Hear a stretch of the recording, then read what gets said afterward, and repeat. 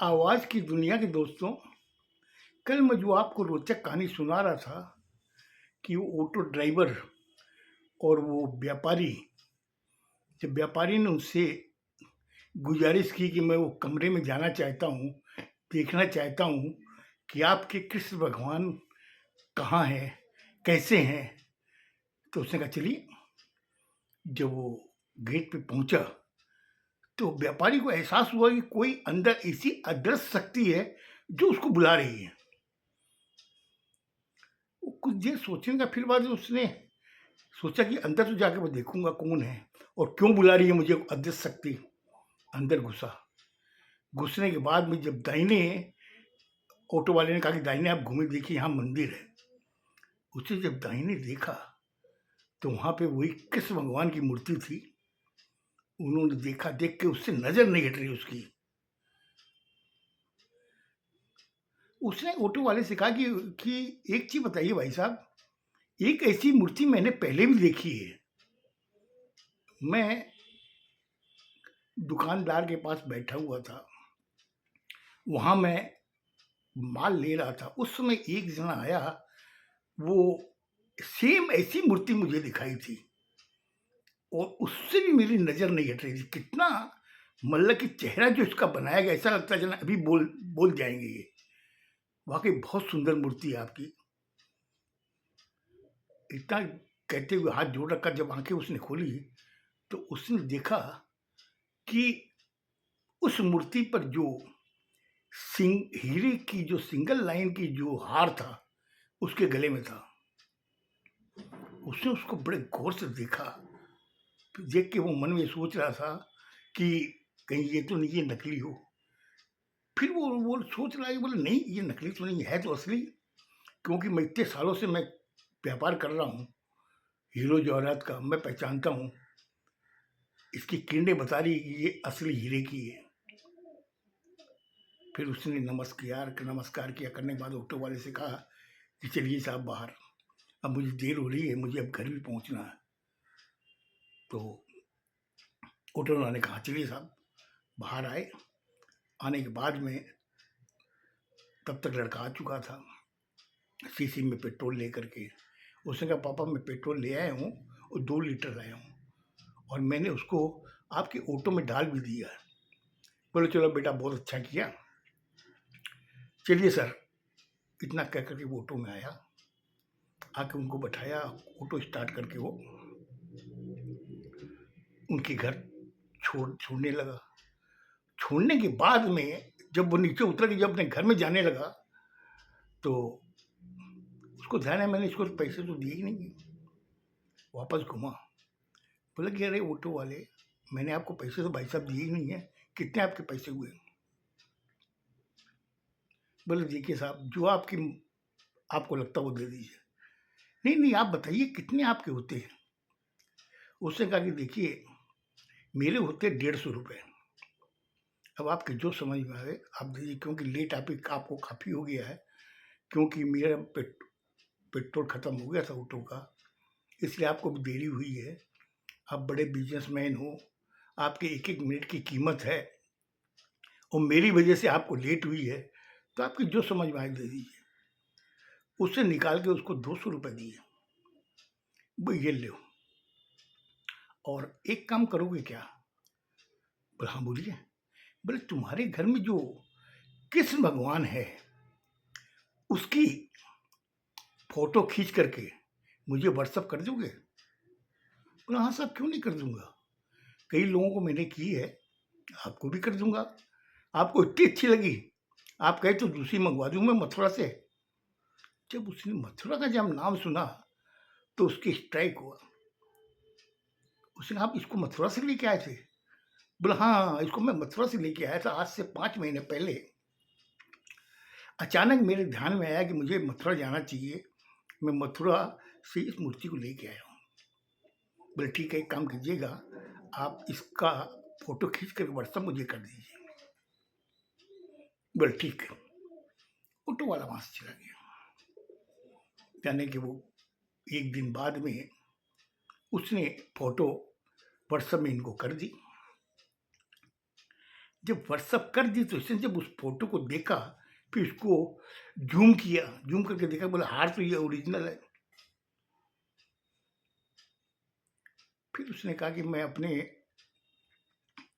उस दुकानदार के पास जाता हूँ जिससे मैं माल लेता हूँ। उसके पास गया, जाके उसने कहा कि देखो भैया, हार तो मुझे मिल गया है। बोले मैंने आपसे कहा था ना, देखिए साहब हमारे यहाँ पे नहीं है। और आपको हार कहाँ मिला? बोला मुझे ऐसी जगह मिला है जहाँ पे मैंने कभी कल्पना भी नहीं की थी, ले हार सुरक्षित है। बोला अब एक चीज़ आप बताइए। बोले क्या? बोला आज से 5 महीने पहले एक दोस्त आपसे मिलने आया था। बोला हाँ, हाँ, आया था ना, उसका नाम सजन है और वो ऑटो चलाता है। बोला आप उसको जानते हो? बोले अच्छी तरह जानते हो, मेरे बचपन का दोस्त है और वो ऑटो चलाता है, बहुत ही सीधा-साधा इंसान है। उसे इस दुनियादारी की कोई परख नहीं है। मगर आप क्यों पूछ रहे हो इतना उसके बारे में? बोले नहीं, नहीं ऐसी कोई बात नहीं है, आप इस फ़ोटो को देखिए। उसने मोबाइल में अपनी फ़ोटो उसको दिखाई, कृष्ण भगवान की। उसने देखा, बोले ये तो सजन लेके आया था मथुरा से प्रतिमा, और ये वही है। बोला आप गौर से देखिए इस मूर्ति को। फिर उसने बड़ी गौर से देखी। देखने के बाद मैं क्या देखूं? मैं तो उसी समय आपको कह रहा था ना, इस पे जब नज़र पड़ती है तो मतलब कि नज़र हटाने की इच्छा नहीं करती, इतनी मोहक मूर्ति है। बोला आप फिर गौर से देखिए। मेरी आंखों ने जो चीज़ देखी है, आप वो नहीं देख पा रहे हो। आप इतने सालों से काम करते हो, गौर से देखिए आप। जब उसने गौर से जब देखा, देखने का कि हाँ, मुझे पता चल गया कि हार कहाँ है। बोला आपको पता चल गया? बोला हाँ। बोली हार इसके गले में है। जो फ़ोटो आप मुझे दिखा रहे हो, वो इसके गले में। लेकिन अब ये बताइए कि ये फ़ोटो आपको मिली कहाँ से?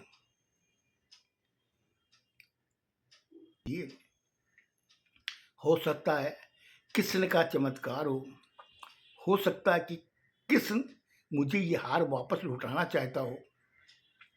मैं एक दिन बैंक गया था, आज से 4 दिन पहले। बैंक से जब लौट रहा था, तो गाड़ी मेरी बैंक के बाहर नहीं थी। बोले फिर? बोले मैंने ड्राइवर को फ़ोन किया, ड्राइवर ने कहा कि गाड़ी का ब्रेक ख़राब हो चुका है, तो इसे मैं गैरेज में लेके आया हूँ और मुझे यहाँ घंटा डेढ़ घंटा लगेगा। अच्छा होगा कि या तो वो आप इंतज़ार करें या आप कोई दूसरा साधन करके घर चले आएँ। मैंने इस ऑटो वाले में बैठा। मैंने इससे कहा कि मुझे फलानी जगह जाना है। इसने कहा साहब बैठिए। बैठे कुछ दूर जाने के बाद में ये आदमी का ऑटो खराब हो गया और उस समय जब इसने चेक किया तो पता चला कि इसमें पेट्रोल नहीं है। तो इसने कहा कि साहब मैं पेट्रोल लेके आता हूँ, आप थोड़ा बैठिए। फिर अचानक ये मुझे कहता है कि मेरा घर सामने ही है, आप यहाँ ऑटो में कितनी देर बैठे रहोगे? अच्छा होगा कि आप मेरे घर में चलो, चाय पानी पी लो और मेरा लड़का है, मैं उसको बोल दूँगा, वो पेट्रोल लेके आ जाएगा। उसके बाद में मैं आपको आपके घर छोड़ दूँगा। उस समय जब मैं उसके घर में जाके बैठा और मुझे एक ऐसा आभास हो रहा था कि कोई मुझे बुला रहा है। तो मैंने मुड़ के जब देखा तो पीछे एक कमरा था, उसमें लाइट जल रही थी। तो अनायास ही मैंने उस ऑटो वाले से पूछा, आपके जो दोस्त है सजन, उससे मैंने पूछा कि भई इस कमरे में क्या है? उसने कहा कि इसमें मेरे कृष्ण भगवान हैं। तब तक मेरे समझ में नहीं आई कोई चीज़ और मुझे यही आवाज़ हो रहा था कि अंदर वाला कोई है जो मुझे बुला रहा है। मैं अंदर जब गया, जाने के बाद में मैंने इस मूर्ति को जब देखा, देखने के बाद में मैंने काफ़ी आँख मीच करके बड़ी आराधना की। आराधना करने के बाद जब मैंने आँखें खोली, तो मेरी नज़र इस हार पे पड़ी। जब मैंने हार देखा तो मैंने कहा कि ये हार तो वही है, जो मैं आपसे उस दिन खरीदने वाला था और खरीद के ले जाने वाला था, सौदा भी हो चुका था। फिर अचानक मेरे दिल में एक बात आई कि हो सकता है ये नकली हो। फिर मैंने मेरे दिमाग में फिर बात आई कि मैं इतने सालों से बिजनेस करता हूँ, मैं जानता हूँ कि ये नकली नहीं है, ये असली हीरे का हार है। फिर मैं इसके साथ वापस अपने घर आने लगा। तब वहाँ पे मैंने इससे कहा कि तुम एक काम करना, मुझे ये मूर्ति बहुत अच्छी लगी है, तो तुम इसकी फ़ोटो खींच के मुझे भेज दोगे क्या? तब तक भी मुझे विश्वास नहीं था कि ये ओरिजिनल हीरे का हार है। इसने कहा आप बोले तो मैं मथुरा से मंगा दूँ? तो मैंने कहा ऐसी कोई बात नहीं है, तुम खाली इस फ़ोटो भेज देना, मैं डेली सुबह देखा। बोला फिर? बट उसने दूसरे दिन मुझे फ़ोटो भेज दी। फिर मैंने इस फ़ोटो को ज़ूम करके जब देखा तो मेरे समझ में आया कि ये ओरिजिनल हीरे का ही हार है। और ये जो मैं आपसे डील कर चुका था, 3 लाख रुपए दे चुका था, आपने कहा कि मेरे यहाँ नहीं है, और मैं इसको लेके नहीं गया, तो हीरे का हार गया कहाँ? तब उसने दुकानदार ने कहा कि अब मैं बताता हूँ बात क्या हुई है।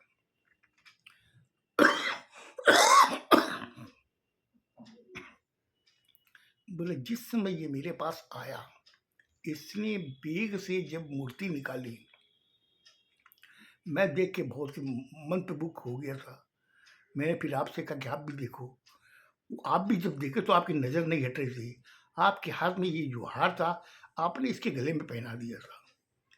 उसके बाद में आप मैं बातों में लग गए, बिजनेस की बातें करने लगे। तब तक इसने कहा कि मैं जा रहा हूँ।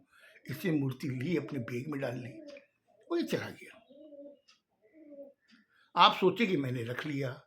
मैं सोचा कि आपने रुपए मुझे दे दिए, इसका मतलब आपने अपने पास रख लिया इसको। आप जब वापस आए, मुझे कहा कि मैंने वो डब्बा तो लिया ही नहीं हार। तो मैंने कहा कि साहब आप तो लेके गए हो। फिर मैंने आपसे एक ही बात कही कि आप ठीक है, मैं स्टॉक वगैरह चेक कर लेता हूँ, लेकिन यहाँ तक ख्याल है कि आपके पास ही है, मेरे पास नहीं है ये। फिर 15 दिन बाद में मैंने आपको बताया मैंने स्टॉक चेक कर लिया, मेरे यहाँ पे नहीं है, और ये हार आपके पास ही है। आपने लास्ट में क्या कहा कि देखो, हो सकता है कि जब आपके पास मेरे पास ही, हो सकता है ये हार हमारी तकदीर में नहीं था। तो मैंने आपसे क्या कहा कि अगर आपको ऐसा लगता है तो आप आके 3 लाख रुपए ले जाओ। आपने क्या कहा? नहीं नहीं, मुझे आप पे विश्वास है, बहुत पुराने आप व्यापारी हो, दुकानदार हो, आप 3 लाख के लिए तो नीयत खराब नहीं करोगे। मैं उस बात को आईगी कर चुका था, मैंने सोचा मेरी तकदीर में नहीं था, इसलिए वो चला गया। अचानक जब ये चीज़ मुझे दिखी तो मैं आपसे साझा करना चाहता हूँ कि अब क्या किया जाए। मैंने कहा ठीक है, आप चिंता मत करो। वो मेरा जो दोस्त है सज्जन, बहुत ही सीधा साधारण आदमी है, और जहाँ तक ख्याल है उसे भी नहीं पता है कि ये हार उसके गले में वही हार, यही हार है। क्योंकि मैं अच्छी तरह उसको पहचानता हूँ, बचपन से उसको मेरा दोस्त है और मैं जानता हूँ। वो नहीं जानता कि हार उसके गले में जो है हीरे का है। खैर, आप चिंता मत करो, आपने जो बता दिया कि हार वहाँ पर है, वो हार आपको मिल जाएगा। बोले ठीक। एक दिन वो दुकानदार सजन के यहाँ पे पहुंचा। उसने देखा, अरे बोला कि यार आज आप मेरे घर आ गए? बोला हाँ यार, आज मेरी जरूरत मिली है तुम्हारे घर पर। पर आप, तुम्हारी जरूरत? ऐसी क्या जरूरत आन पड़ी? बोले यार जो तुम कृष्ण की मूर्ति लाए थे ना, वो रात में सपने में मुझे बार बार दिखाई देती है, तो मैं एक बार दर्शन करने आ गया वापस। बोला हाँ देख लो, चलो कमरे ले जाके उसने दिखाया, देखा हार है वो गले में। देख के उसने प्रार्थना की, करने के बाद में बाहर आया, सोफे बैठा, सजन को कहा कि सजन, इसके गले में जो हार है तुम जानते हो क्या चीज का है ये? बोले गले में हार? मैंने तो कभी ध्यान ही नहीं दिया, मेरी तो नजर हमेशा कृष्ण के चरणों में रही, मैंने ऊपर तो कभी देखा ही नहीं। खैर आप जब बोल रहे, मैं बोल रहा तो मैं अंदर जाके देखता हूँ। उसने उसको देखा, बोला कि हाँ, इसके गले में तो हार है। वो आज इतने 5 महीने से मैं इसकी पूजा कर रहा हूँ, मैंने तो कभी ऊपर देखा ही नहीं इनके चेहरों को। मैं तो खाली चरणों का दर्शन करता हूँ और प्रार्थना करके मैं दिया बत्ती करके आ जाता हूँ। बोला सजन, ये हार की कीमत है 3 लाख रुपए। अब बात ये है कि ये हार उस व्यापारी का है।